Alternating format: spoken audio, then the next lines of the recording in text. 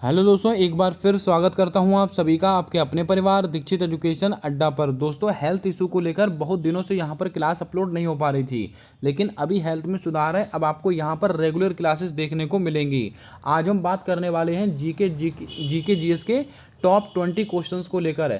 ऐसे top 20 questions जो बहुत सारी परीक्षाओं में बहुत बार पूछे गए हैं और आने वाली परीक्षाओं में भी पूछे जाने की पूरी संभावनाएं हैं। अगर आप कोई सा भी एग्जाम देने वाले हैं तो आपके लिए क्लास बहुत महत्वपूर्ण है। इन सारे सवालों को आप अपनी कॉपी में नोट करके रखिएगा। आइए शुरू करते हैं आज की क्लास। देखते हैं अपने सारे महत्वपूर्ण सवाल। हमसे पहला क्वेश्चन पूछा गया है कि हिंद स्वराज पुस्तक के लेखक कौन हैं? महात्मा गांधी जी हैं, पंडित जवाहरलाल नेहरू हैं, डॉक्टर भीमराव अंबेडकर हैं या सरदार वल्लभ भाई पटेल हैं।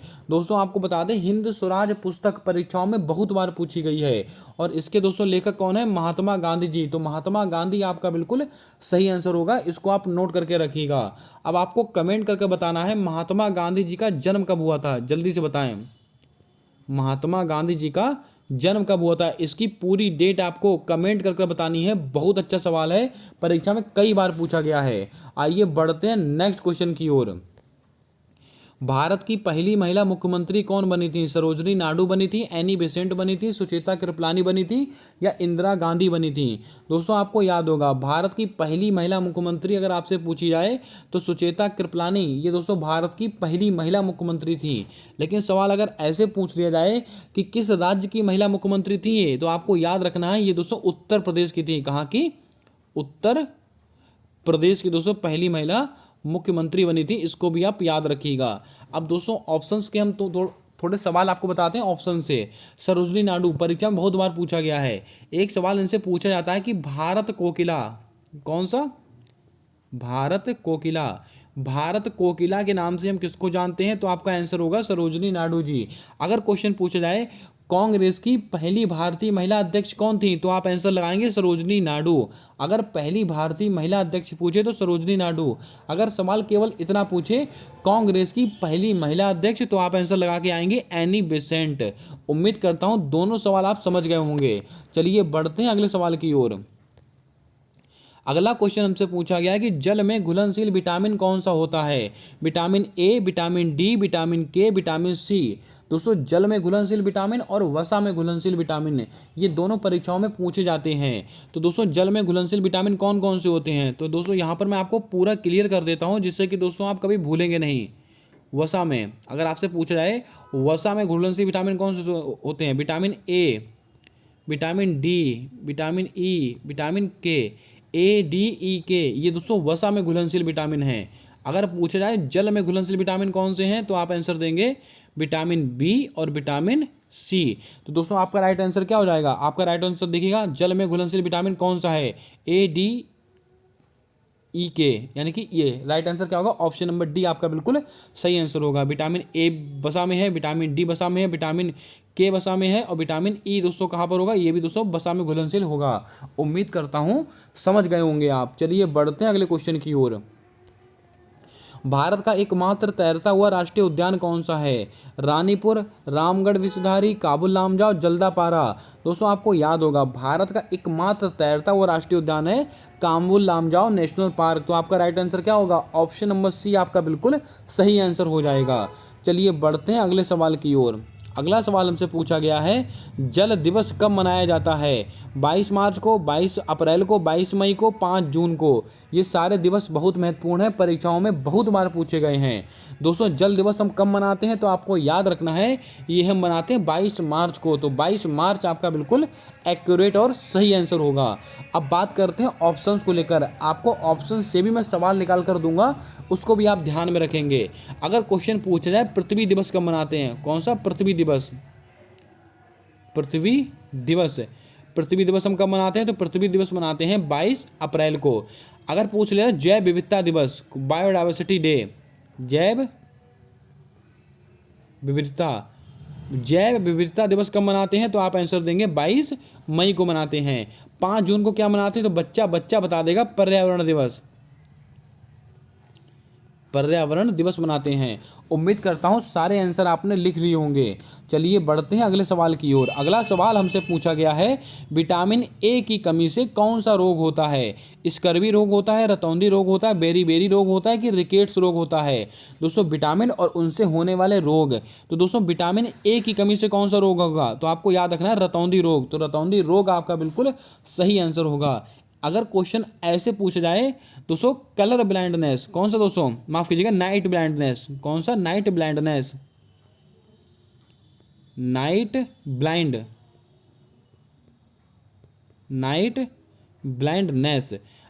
कई बार सवाल ऐसे पूछा गया कि नाइट ब्लाइंडनेस रोग किस विटामिन की कमी से होता है, तो बच्चा कंफ्यूज हो जाता है। दोस्तों नाइट ब्लाइंडनेस बोलो या रतौंधी बोलो, एक ही बात होती है। और किसकी कमी से होता है? ये दोस्तों विटामिन ए की कमी से होता है। अब बात कर लेते हैं ऑप्शंस को लेकर। स्कर्वी रोग दोस्तों ये किसकी कमी से होता है? विटामिन सी की कमी से। किसकी? विटामिन सी की कमी से होता है स्कर्वी रोग। बेरी रोग विटामिन बी की कमी से होता है। रिकेट्स रोग विटामिन डी की कमी से होता है। और सूर्य के प्रकाश में कौन सा विटामिन पाया जाता है? तो आप सब जानते हैं विटामिन डी पाया जाता है। उम्मीद करता हूं कि आपको क्लास पसंद आ रही होगी, सवाल आपको अच्छे लग रहे होंगे। अगर क्लास पसंद आ रही है तो क्लास को दिल से लाइक कर दें। चैनल पर नए हों तो चैनल को सब्सक्राइब कर बेल वाला आइकन ध्यान से दबा लें, ताकि आने वाली क्लासेस के सारे अपडेट्स आप तक आसानी से पहुंचते रहें। सारी क्लासेस सभी परीक्षाओं के लिए महत्वपूर्ण है, चाहे आप रेलवे का एग्जाम देने वाले हो, एसएससी का देने वाले हो, पुलिस का देने वाला हो, किसी का भी एग्जाम देने वाले हो। सारे सवाल आपकी परीक्षा को ध्यान में रखकर ही तैयार किए गए हैं। चलिए बढ़ते अगले सवाल की ओर। 2011 की जनगणना के अनुसार सबसे अधिक साक्षरता दर किस राज्य की थी? जल्दी से बताएं। केरल की थी, बिहार की थी, उत्तर प्रदेश की थी? तो दोस्तों बच्चा जानता है 2011 की जनगणना के अनुसार सबसे अधिक जो साक्षरता दर थी वो थी दोस्तों आपका केरल की। तो केरल आपका बिल्कुल सही आंसर होगा। लेकिन यहीं पर अगर सवाल को बदल दिया जाए और आपसे ऐसा पूछा जाए 2011 की जनगणना के अनुसार सबसे कम यानी कि सबसे न्यूनतम जनसंख्या घनत्व कहाँ का है, तो आप आंसर देंगे बिहार का है।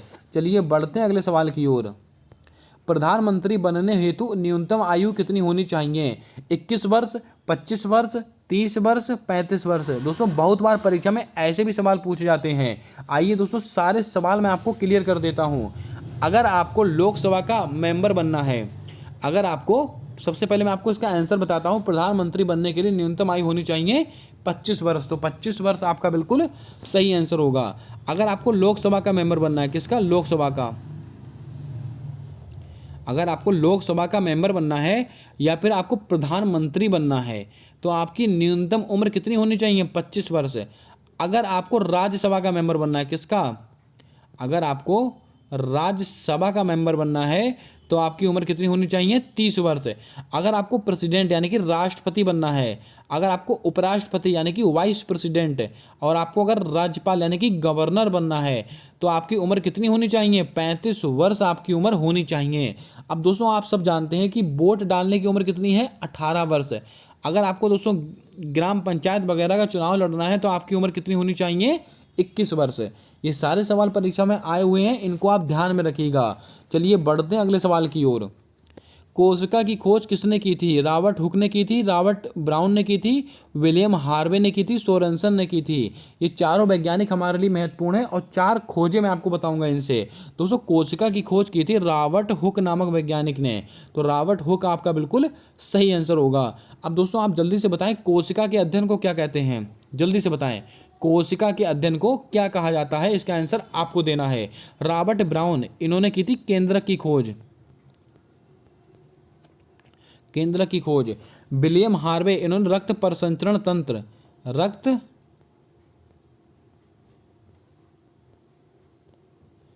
परिसंचरण तंत्र, रक्त परिसंचरण तंत्र की खोज की थी विलियम हार्वे ने। और दोस्तों ये सोरेनसन ने दोस्तों पीएच पैमाने की खोज की है, याद रखिएगा। पीएच पैमाने की खोज किसने की है? सोरेनसन नामक वैज्ञानिक ने की है। इसको आप लिख लीजिएगा, परीक्षा में कई बार सवाल पूछा गया है। मैंने आपसे पूछा है कि कोशिका के अध्ययन को क्या कहते हैं, तो आप लिखिएगा साइटोलॉजी। माफ कीजिएगा, साइटोलॉजी कहते हैं कोशिका के अध्ययन को। इसको भी आप ध्यान में रखिएगा। चलिए बढ़ते हैं अगले क्वेश्चन की ओर। अगला सवाल हमसे पूछा गया है कि आनुवंशिकी का जनक किसको कहा गया? आनुवंशिकीय नहीं होगा यहाँ पर, आनुवंशिकी का जनक किसका? आनुवंशिकी का जनक, इसको या आपको काट दीजिएगा यहाँ पर। आनुवंशिकी का जनक किसको कहते हैं? रदरफोर्ड को कहते हैं, डाल्टन को कहते हैं, ह्यूगो डे व्रीज को कहते हैं कि मेंडल को कहते हैं? तो आप सब जानते हैं कि दोस्तों आनुवंशिकी का जनक हम ग्रेगर जॉन मेंडल को कहते हैं। तो आपका राइट आंसर क्या होगा? ऑप्शन नंबर डी आपका बिल्कुल सही आंसर होगा। आइए चलते हैं अगले क्वेश्चन की ओर। अब दोस्तों यहाँ पर देख के रखा हुआ है डाल्टन, यहाँ पर मैं तो आपको बता देता हूँ सवाल 2-3। परमाणु सिद्धांत, परमाणु सिद्धांत, परमाणु सिद्धांत किसने दिया है? जॉन डाल्टन ने दिया है। अगर रदरफोर्ड, जल्दी से बताएं दोस्तों, रदरफोर्ड प्रोटॉन, प्रोटॉन नाम दिया है, याद रखिएगा दोस्तों। कई बार बच्चा कन्फ्यूज हो जाता है, आपसे पूछा जाता है कि दोस्तों आपने एक सूत्र सुना होगा, मैं आपको यहाँ पर रिवाइज करा देता हूँ। ईंट पर नाच, ईंट पर नाच, ये आपने बचपन में सूत्र सुना होगा। इससे दोस्तों 3 सवाल निकलते हैं। ई से इलेक्ट्रॉन, इलेक्ट्रॉन की खोज किसने की थी? जे टॉमसन ने की थी, याद होगा आपको। पा से प्रोटॉन, प्रोटॉन की खोज किसने की थी? रदरफोर्ड। बस यहीं पर आप गलती कर देते हैं, याद रखिएगा। जो प्रोटॉन की खोज है वो की थी गोल्डस्टीन ने। किसने की थी? गोल्डस्टीन ने की थी प्रोटॉन की खोज। लेकिन प्रोटॉन को जो नाम दिया था प्रोटॉन, वो किसने दिया था? वो दिया था रदरफोर्ड ने। गलती मत कीजिएगा, कन्फ्यूजन मैंने आपको दूर कर दिया है। और दोस्तों ना से न्यूट्रॉन, और इसकी खोज किसने की थी? चैडविक नामक वैज्ञानिक ने की थी। चलिए बढ़ते हैं अगले क्वेश्चन की ओर। बंगाल विभाजन किस वर्ष हुआ था? 1904, 1905, 1907, 1919। ये सवाल भी परीक्षाओं में बहुत बार आपको पूछा गया है, बहुत बार सवाल देखने को मिला है। बंगाल विभाजन कब हुआ था? ये वर्ष 1905 में हुआ था। और किसके समय हुआ था ये पूछा जाता है? कर्जन के समय हुआ था। किसके? कर्जन के समय हुआ था बंगाल विभाजन। और 1907 में क्या हुआ था? जल्दी से बताएं, बहुत महत्वपूर्ण दोस्तों। जो कांग्रेस है इसका विभाजन हो गया था, इसको बोलते हैं सूरत अधिवेशन। सूरत अधिवेशन, अधिवेशन। इसमें दोस्तों क्या हुआ था? इसमें हुआ था नरम दल और गरम दल आपस में अलग हो गए थे। कब हुए थे? सूरत अधिवेशन में हुए थे। अगला क्वेश्चन, क्षेत्रफल की दृष्टि से भारत का विश्व में कौन सा स्थान है? दूसरा, चौथा, पांचवा, सातवां। तो दोस्तों आप सब अच्छी तरह से जानते हैं क्षेत्रफल की दृष्टि से भारत का विश्व में 7वां स्थान है। तो आपका राइट आंसर क्या होगा? Option number D. अगर पूछ लिया जाए आपसे पहला स्थान किसका है क्षेत्रफल की दृष्टि से, तो आप बोलेंगे रूस का है। किसका है? तो रूस का है। इसको आप नोट करेंगे। अगला सवाल, नागार्जुन सागर बांध किस नदी पर स्थित है? कृष्णा नदी पर, कावेरी नदी पर, सतलुज नदी पर, महानदी पर। दोस्तों याद रखिएगा, गलती मत कीजिएगा। नागार्जुन सागर बांध, यहाँ पर दोस्तों अर्जुन आ रहा है, और अर्जुन का संबंध किससे होता है? कृष्ण से। तो आपका राइट आंसर क्या होगा? कृष्णा नदी आपका बिल्कुल सही आंसर होगा। इसको आप ऐसे रिलेट कर याद कर सकते हैं। कावेरी नदी बहुत बार परीक्षा में पूछा गया है। शिव समुद्रम जलप्रपात, शिव समुद्रम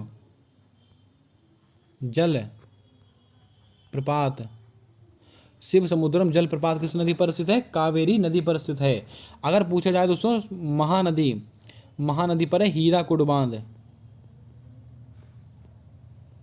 हीराकुड बांध। अब जल्दी से बताएं सतलुज नदी पर दोस्तों क्या है? भाखड़ा नागल बांध, भाखड़ा नागल बांध। भाखड़ा नागल बांध किस नदी पर स्थित है? ये आपका सतलुज नदी पर स्थित है। इसको भी आप नोट कर लेंगे। आइए बढ़ते हैं अगले क्वेश्चन की ओर। दोस्तों क्लास को अपने दोस्तों तक जरूर शेयर कर दें। अगर आप किसी भी एग्जाम की प्रिपरेशन कर रहे हो तो ये क्लास मिस मत कीजिएगा। अब डेली आपको क्लास यहाँ पर मिलने वाली है, एक भी क्लास छोड़नी नहीं है आपको। आप अगर दोस्तों अभी से इन क्लासेस को देखते रहेंगे तो आने वाली परीक्षाओं में आप जीके जीएस के 80 से 85% आसानी से क्वेश्चन हल कर देंगे। बढ़ते हैं अगले क्वेश्चन की ओर।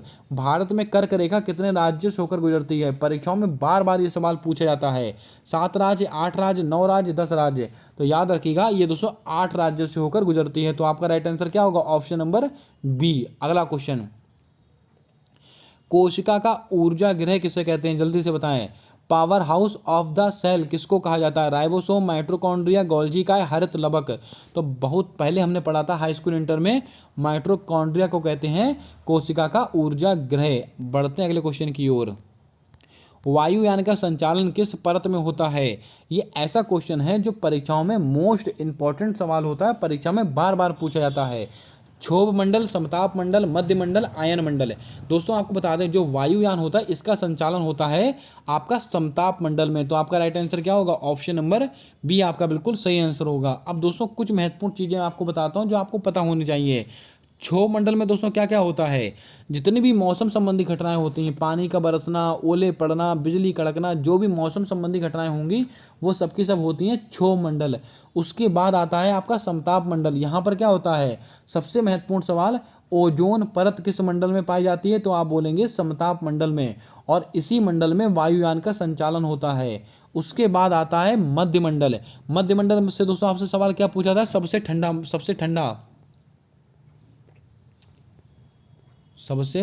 ठंडा अगर आपसे पूछा है सबसे ठंडा मंडल कौन सा? ये मध्य मंडल सबसे ठंडा है। आयन मंडल ये दोस्तों कैसा है? यहाँ पर रेडियो एक्टिविटी से संबंधित घटनाएं होती हैं, जैसे कि मान लीजिए दोस्तों जो टीवी के सिग्नल हो गए या रेडियो के सिग्नल हो गए या दोस्तों ये कोई सैटेलाइट के सिग्नल वगैरह होते हैं, ये सब एक्टिविटी कहाँ पर होती हैं? सारी एक्टिविटी होती हैं आयन मंडल में। और इसके बाद आता है आपका बहिर्मंडल जो दोस्तों सबसे बाहरी मंडल होता है। इस प्रकार से दोस्तों 5 मंडल होते हैं। कौन कौन से? क्षोभ मंडल, समताप मंडल, मध्य मंडल, आयन मंडल और बहिर्मंडल। चलिए बढ़ते हैं अगले क्वेश्चन की ओर। मकर संक्रांति को हिमाचल में क्या कहा जाता है? खिचड़ी मेला, माघी मेला, उत्तरायण, इनमें से कोई नहीं। दोस्तों आपको बता दें जो मकर संक्रांति होती है इनको अलग अलग राज्यों में अलग अलग नाम से जानते हैं। जैसे कि आपसे पूछा गया है इसको हिमाचल प्रदेश में क्या कहते हैं? इसको हिमाचल प्रदेश में कहते हैं माघी मेला, यानी कि माघ साजी कहते हैं। क्या कहते हैं? माघ साजी, माघ साजी। इसको आप लिख लेंगे पूरा, माघ साजी कहा जाता है। कहाँ पर? हिमाचल प्रदेश में। खिचड़ी मेला कहाँ पर कहते हैं? ये दोस्तों आपका उत्तर भारत में कहते हैं, उत्तर प्रदेश साइड में कहते हैं, गोरखपुर साइड में। दोस्तों उत्तरायण कहाँ पर कहते हैं? ये गुजरात में कहते हैं। कहाँ पर? गुजरात में कहा जाता है उत्तरायण। इसको भी आप लिख लीजिएगा। चलिए बढ़ते हैं अगले क्वेश्चन की ओर। राष्ट्रपति का उल्लेख किस अनुच्छेद में किया गया है? ये सवाल भी अच्छा सवाल है, परीक्षा में आया हुआ है। 51, 52, 53, 54, यानी कि भारत का एक राष्ट्रपति होगा, ये बात संविधान के किस अनुच्छेद में लिखी हुई है? अनुच्छेद 52 में। किसमें? अनुच्छेद 52 में लिखी हुई है। अब दोस्तों राष्ट्रपति से बनने वाले कुछ महत्वपूर्ण सवाल जो आपको पता होने चाहिए, जैसे कि अगर आपसे पूछा जाए राष्ट्रपति का उल्लेख कौन से आर्टिकल में? आर्टिकल 52। राष्ट्रपति की कार्यपालिका शक्ति कौन से आर्टिकल में है? Article number 53। राष्ट्रपति का निर्वाचन कौन से आर्टिकल में है? Article number 54। राष्ट्रपति के निर्वाचन की जो पद्धति होती है, जो रीत होती है, वो आर्टिकल नंबर 55 में। राष्ट्रपति पर महाभियोग की प्रक्रिया आर्टिकल नंबर 61 में। राष्ट्रपति की शपथ होती है आर्टिकल नंबर 60 में। राष्ट्रपति का क्षमादान होता है आर्टिकल नंबर 72 में। अगर राष्ट्रपति के चुनाव में कोई विवाद होता है तो उसका निपटारा कौन करता है? सुप्रीम कोर्ट करता है। कौन से अनुच्छेद के तहत? अनुच्छेद 71 के तहत। जितने सवाल हो सकते थे सारे सवाल मैंने आपको बता दिए हैं, नोट कर लीजिएगा। आइए बढ़ते हैं अगले क्वेश्चन की ओर। जाकिर हुसैन का संबंध किस वाद्य यंत्र से है? संतूर वादक हैं, तबला वादक है, सितार वादक है, शहनाई वादक हैं। तो आप अच्छी तरह से भली भांति जानते हैं कि जाकिर हुसैन है दोस्तों तबला वादक, तो तबला वादक आपका बिल्कुल सही आंसर होगा। बढ़ते हैं आज के अगले और अंतिम सवाल की ओर। तीनों सेनाओं का सुप्रीम कमांडर कौन होता है? रक्षा मंत्री, प्रधानमंत्री, राष्ट्रपति, उपराष्ट्रपति। तो बच्चा ये बात जानता है तीनों सेनाओं का जो सेनापति होता है वो आपका दोस्तों राष्ट्रपति होता है। तो राष्ट्रपति आपका बिल्कुल सही आंसर होगा। बहुत बच्चे कहेंगे कौन सी 3 सेनाएं? जल सेना, थल सेना और वायु सेना, ये 3 सेनाएं होती हैं। इन सबका दोस्तों चीफ कमांडर कौन कहलाता है? ये दोस्तों राष्ट्रपति कहलाता है। उम्मीद करता हूँ सारे सवाल आपने अपनी कॉपी में नोट किए होंगे और आज की क्लास आपको पसंद आई होगी। अगर क्लास पसंद आई है तो दोस्तों दिल से लाइक कर दीजिएगा। चैनल पर नए हो तो चैनल को सब्सक्राइब कर बेल वाला आइकन ध्यान से दबा लीजिएगा ताकि आने वाली सारी क्लासेस के अपडेट्स आप तक आसानी से पहुँचते रहें। मिलते हैं आने वाली अगली क्लास में एक नए टॉपिक के साथ, नए क्वेश्चंस के साथ। तब तक के लिए जय हिंद, जय भारत दोस्तों। अपना सपोर्ट, अपना प्रेम हमारे इस यूट्यूब चैनल के साथ हमेशा यूं ही बनाकर रखिएगा।